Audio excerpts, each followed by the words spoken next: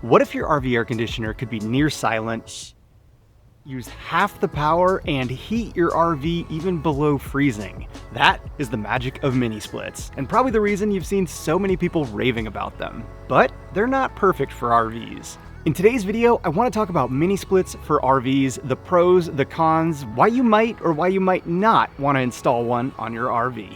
Welcome back to Morton's on the Move. I have had a lot of experience with RV air conditioners, and I've shared quite a few videos testing out different types. But one thing I haven't shared yet is the mini split. This unit right here, I intended originally to put on our RV, but there's some cons that actually outweighed the project, so it ended up on the house instead. Having installed this DIY ourselves, however, I have a better understanding of what it actually takes to use one of these and what the pros and cons look like on RVs. Now, high level, what is a mini split and how does it differ from other air conditioner types? The mini split is a miniature version of the split air conditioning design that you'll find in pretty much all residential and industrial applications. These have the compressor and condenser evaporator unit separate on the outside from the inside portion that actually gets cold or hot to heat or cool the space. They just use a line set between the two to connect them. These miniature versions are pretty amazing. They're very versatile, can be installed in lots of different applications, and can be immensely efficient. A lot of times these can outperform the efficiency of a full-blown central heating and cooling system anyway. These differ from a packaged air conditioner that is an all-in-one unit. This would be like a window unit, a portable unit, or our RV rooftop air conditioners. These are a single unit that houses all the componentry in one box. No line sets, nothing to connect, just one box that does everything in one. This inherently makes the mini split more complicated and harder to install than a packaged unit. So why are so many RVers wanting to install them? The answer is simple. Overall, they are pretty much the best air conditioner that you can buy and utilize these days. For the cost, you're getting amazing efficiency, great heating and cooling capacities, and a so much more residential feel utilizing one of these instead of a noisy rooftop RV air conditioner. So let's dive into the pros. What makes them so great? Now, this brand, Turbo, makes all kinds of different air conditioners, and I've tested 2 of their RV-specific air conditioners already. I want to mention them because we tried out their brand in the mini split and it is a pretty amazing product, but they're also making their RV air conditioners a little bit closer to these in the variable speed and higher efficiency capabilities. However, they still don't come close to the efficiency of a unit like this. Most of these mini splits can reach efficiencies in the SEER rating of 20 to 30. In the RV air conditioners, you're looking more like 5 to 10 on average, but with these newer variable speed units, I was able to see closer to 10 to 15 SEER. Still half the efficiency that you're getting out of a unit like this. These are also inverter-based units, which is a little bit of a misnomer, but it basically means they're fully variable speed. The outside fan, the compressor, the inside fan can all vary and ramp smoothly. No startup loads, no clunks, and the ability to find the optimal run state for heating and cooling. This means they run great on inverters and off-grid setups. No startup load, super easy to run in an RV. They are also mind-blowingly quiet. This unit's actually on right now. It's cycling, so it's not running its outdoor unit. I'll go ahead and click this on so you can actually hear how loud this outdoor unit is. And there we go, we're running, and it is so incredibly quiet. Another reason it's so quiet for RVs is that the compressor, even though this thing is so quiet, this is outside, and the inside makes no sound at all, or very, very little. It has a fan in it, but those fans are incredibly large and move a lot of air over very large volume, so they're very, very, very quiet. Quiet is amazing when it comes to air conditioners. Most of the time, you won't even know when the outside compressor is kicking on or off, which is rarely the case with RV air conditioners. However, the new inverted ones are a lot closer, but still not as quiet as this. These units also have amazing heating capabilities.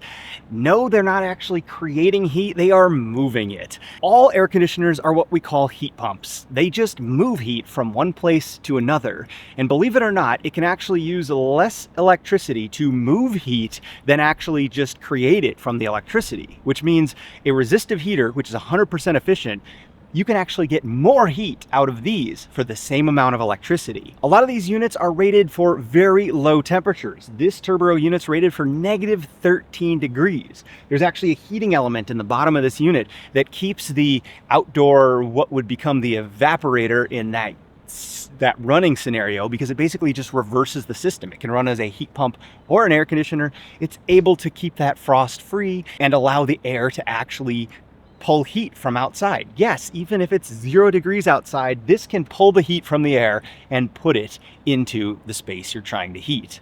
Pretty awesome. So all in all, they can really be a full heating and cooling primary system for an RV that's plugged into shore, has lots of solar power, or is running a generator.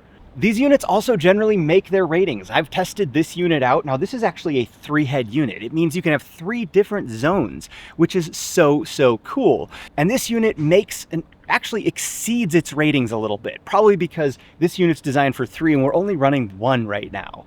Now, you may have noticed, or maybe not because it's that quiet, but I just heard it ramp down. It even got quieter, but perfectly smooth. And when it goes to shut off, it won't clunk, it won't do anything. It'll just ramp down to 0.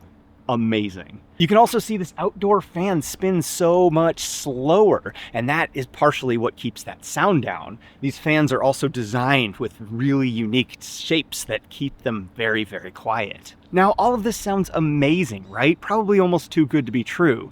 And that is the case in some scenarios. There's actually a lot of cons when using these in RVs. Now, one of the biggest cons for mini splits in RVs is that most of the units you're going to find out there are 220 volt units. There are 110, 115 volt units available, but most of them are 220 volts. That partially has to do with the worldwide standardization, but also because you can get higher efficiencies, higher voltage, lower current, higher efficiencies. It doesn't really matter. The electronics inside are converting the power to usually a 300 volt DC bus anyway, but it's not as common to find them at those lower voltages, especially a larger unit like this. That means if you want to run these bigger units, you're going to have to run it at 220, which limits you to a 50 amp RV service or 220 volt generator. Not impossible, but also not ideal. The 120 volt units are smaller in general and usually have lower BTU outputs and also lower efficiency. Earlier I mentioned how the big fan can be a pro being so quiet, but it also can be a con in RV setups. The large fan is also more prone to vibration. Not a big deal in a house or when it's sitting on the ground, but mounted to an RV on springs, we've seen these set up harmonic vibrations inside an RV. Not necessarily a deal breaker, but can be pretty annoying. Earlier I talked about the flexibility of installation as a pro, but that's also a con in RVs.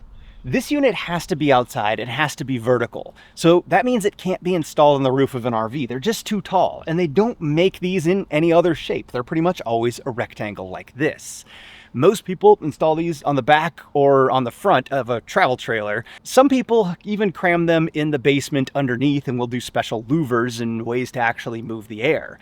Not impossible, but it is a bit of a challenge to actually figure out where to put these because RVs aren't designed for them. The installation is also pretty complex in an RV. On a home, running the wires and finding places for these is generally pretty easy. Also, with the wall space inside, most of the air handlers on the inside go on the wall with mini splits, and RVs usually have very limited wall space, so it can really limit your options as to how you actually install it. I do want to note there are other air handler types that go up in the ceiling, but those usually require even additional modification, and they're not small enough to fully fit within the space of a traditional RV rooftop air conditioner. People who've used these I've seen have boxed up things on top of the roof to allow that larger area, and they also have to cut a larger hole in the roof. Not an easy do-it-yourself project. Installation was the primary reason that I didn't install this on our bus. I just didn't have the wall space. I didn't have the roof space, and running the line sets would be very difficult. I was originally thinking I would use the old ducting through the ceiling and put this on the back of the RV, and then you'd have this unit on the back of your bus. Not exactly ugly, but not exactly great looking either. I personally wouldn't care for the amazing comfort that it provides, but a lot of people might not like the look of that hanging off the back of their rig. These units also make condensate or have water that comes off of the inside units, and that water needs to be able to get out. Finding a way to run that line can sometimes be difficult. Some of them actually will pump the water, but you still have to consider where to dump that out. A lot of times you can run it with the primary lines out to the outside, and that's how this unit is done, but it also requires almost a perfectly level inside unit, which isn't always the case with RVs. If you're off level a little bit, you can actually have condensate issues and leaks inside your RV from the inside unit. I've actually seen people that had this problem and had mold and mildew behind the unit because it was constantly wet up against the wall. And that brings me to the fact that these are just not designed for mobile applications. In fact, a lot of the literature I've seen will state the warranty is void if it's used in a mobile application. So keep that in mind. They're not designed for the continuous vibration of use. They usually have fittings that you actually connect together that could come loose. In a packaged unit, a lot of those connections are made with a type that can withstand vibration more, or it's completely soldered together. That's not to say that a lot of people haven't had a lot of success with these units, but you're kind of rolling the dice with that a little bit. Along with the installation complexity, they're totally do-it-yourself, and this unit we installed completely ourselves, but something you do have to keep in mind is that you do need to be able to vacuum down the line set. You need a vacuum pump as part of the installation operation. You have to vacuum it down to remove any moisture and impurities inside the system before charging it with the refrigerant. Most of these units come pre-charged with refrigerant for a certain line length set, even if the lines themselves are not pre-charged, or as some manufacturers are calling it, DIY ready installations. This unit still came with enough refrigerant to easily allow it to flow into the system once we had vacuumed all of that out. Really easy to do, but an additional level of complexity and another component that you'll need to be able to do this yourself. Also, you might not find HVAC techs that are willing to install this on your RV due to the complexities and the fact that they probably won't warrant it. Some RV techs aren't going to work on them either, and serviceability might be a bit more of a challenge. Most of the people that are putting these on their RVs are pretty do-it-yourself and handy, and that's why it works for them. If you do choose to use one of these in a mobile application, make sure the lines are very, very well secured and you minimize vibration. There's no flex in the brackets. Note this unit actually has a little bit of flex in the bracket on the house here. This would not work on an RV. So while there are a few manufacturers that are putting these units on a factory RV, they're mostly aftermarket installs. So who should consider doing this? I would say full-timers that have do-it-yourself attitude and are very comfortable with tools and taking on a project or fixing it themselves would really benefit from a mini split on the RV. You're really going to want to know the entire system and where the challenges are yourself, because problems might come up in the installation or ownership. Custom RVs, school bus conversions, tiny homes, anything where you can design the unit into the space can really benefit from it. But modifying a lot of factory RVs, while not impossible, well, sometimes very hard. If you're a weekend warrior, you only use your RV infrequently, I would say the RV rooftop units are going to be way easier overall than a mini split. A plug for the Turbo Greenland Mini Split. We've been running this all summer long, and this has been the very best air conditioner we've ever used. The silence, the comfort, overall, this is just an absolutely amazing air conditioner. And while I'd love to have it on the RV, it just isn't always practical. In conclusion, if you want to go the mini split route on your RV, just prepare that it's going to take a bit of thought and quite a bit of figuring out to make it work. But once you're there and you've actually got it installed, you definitely will enjoy it. I've never heard anybody who's installed a mini split and been like, dang, I wish I hadn't have done that, except for maybe that couple that had the water drainage in the wall issue. If you like projects, installing one of these can actually be kind of fun. It's neat to go through the process and you'll learn a lot about air conditioners doing it. If you don't like working with your hands, however, I would definitely skip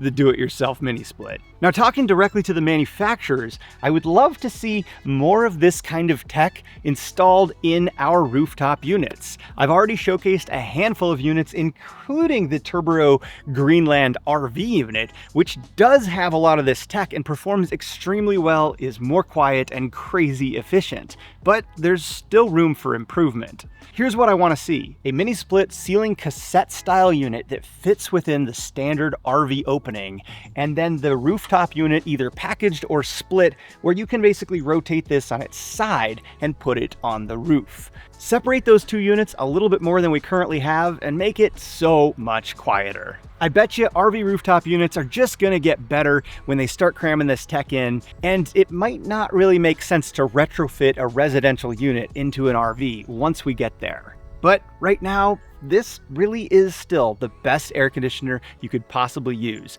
in an RV setup, if you can make it work. As always, thanks for joining us here on Morton's on the Move. Hope you learned something today. Stay safe, and we'll see you all down the road.